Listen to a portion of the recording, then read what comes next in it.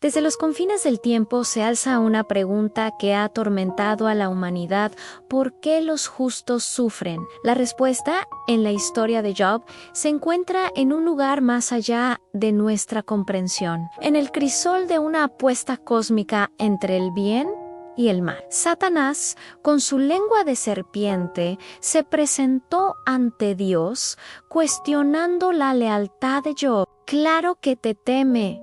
Se burló, lo tienes protegido y bendecido. Quítale todo y verás cómo te maldice. Y así, en un parpadeo, la vida perfecta de Job se convirtió en un campo de batalla. Un día, las noticias llegaron en ráfagas de tragedia. Primero, el fuego del cielo devoró a sus rebaños y a sus siervos, sus gritos de agonía ahogados por el rugido de las llamas. Luego, los asaltantes se llevaron sus camellos y asesinaron a sus sirvientes, dejando solo un rastro de sangre en la arena.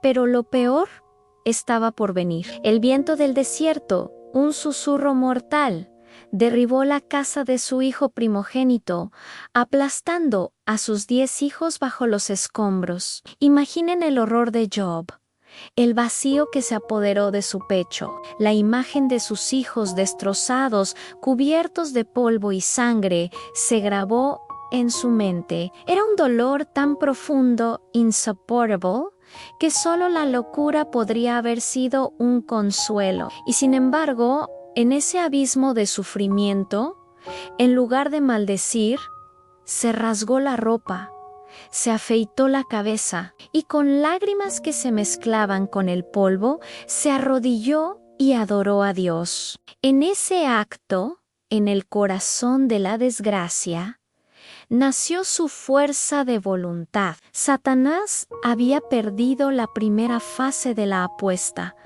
pero la pesadilla de Job no había hecho más que empezar. La prueba se intensificó, escalando de la pérdida material a una agonía física que lo consumía por completo. Todo parte de la segunda fase de la apuesta. Satanás desafió a Dios una vez más: antoca su cuerpo, hiérelo y verás cómo te maldice. Y así, una plaga de úlceras malignas se extendió por todo su cuerpo, desde la coronilla hasta la planta de los pies. Las llagas supuraban, la piel se desprendía en trozos, y el hedor de su carne podrida era insoportable. Se sentó en un montón de cenizas, un paria, un espectro de lo que fue, rascándose la piel con un trozo de cerámica, intentando desesperadamente encontrar alivio a una comezón que le abrazaba el cuerpo. Y en medio de su tormento,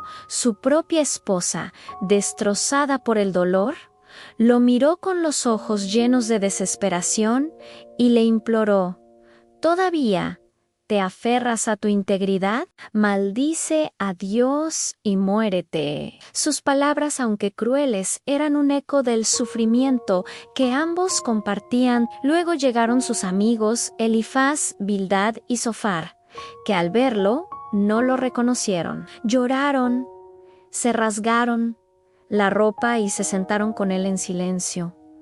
Un silencio que duró 7 días. Pero su piedad se convirtió en juicio. Lejos de consolarlo, lo acusaron, convencidos de que un tormento así solo podía ser el castigo por un pecado oculto, obligándolo a confesar una falta que no había cometido. En ese calvario de dolor físico y moral, Job se mantuvo firme. Su resiliencia se forjó en el crisol de la incomprensión y la traición. En el pináculo de su desesperación, Job clamó por una respuesta, anhelando un enfrentamiento con Dios, una explicación para el tormento que no cesaba. Y entonces, la voz de Dios resonó desde el torbellino, no para justificar el sufrimiento de Job, sino para recordarle la inmensidad de su poder. Le habló de los cimientos de la tierra, de la inmensidad del océano, de la danza de las constelaciones. Le preguntó si él podría dar órdenes al sol, si podría domar a las bestias salvajes. Job, en la inmensidad de la revelación, no tuvo otra opción que la rendición. Su corazón, que había estado lleno de preguntas, se llenó de asombro y humildad. La victoria de Job no fue la restauración de sus bienes ni la nueva familia que Dios le dio, sino la transformación de su alma. La prueba no fue un castigo, sino una purificación, un camino hacia una comprensión más profunda. La historia de Job no es un cuento de hadas con un final feliz. Es una historia desgarradora que nos susurra que el sufrimiento puede no tener sentido a nuestros ojos, pero que la verdadera fuerza de voluntad no reside en esquivarlo, sino en atravesarlo con la frente en alto. Nos enseña que la resiliencia es la capacidad de levantarnos del polvo, con el alma rota y el cuerpo maltrecho, pero con la fe inquebrantable en un misterio más grande que nosotros mismos. Al final, Dios había ganado la apuesta, y como muestra de su victoria, le devolvió a Job el doble de lo que le había quitado.